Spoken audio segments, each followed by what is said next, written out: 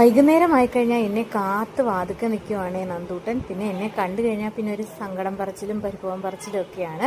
അങ്ങനെ നന്ദൂട്ടനെയും കൊണ്ട് ഞാൻ ഡ്രസ്സെല്ലാം മാറി കൈയെല്ലാം കഴുകി വെളിയിലേക്ക് ഇറങ്ങി. റോഡിലെ കാഴ്ചകൾ കാണാനായിട്ട് ആൾക്ക് ഭയങ്കര ഇഷ്ടമാണ്.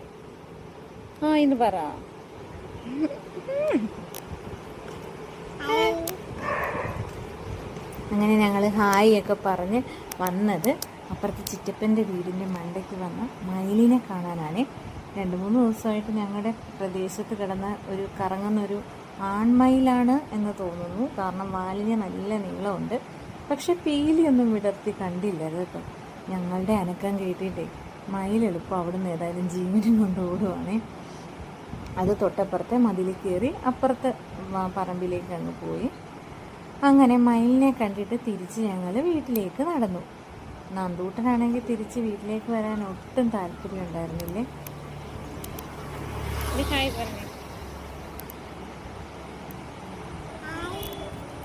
റോഡിൽ കൂടെ വരുന്നവർക്കെല്ലാം ഹായിയും കൊടുത്ത് വരുവാ. അങ്ങനെ ഞങ്ങളിനി വീട്ടിൽ കയറുവാണേ. Okay, by.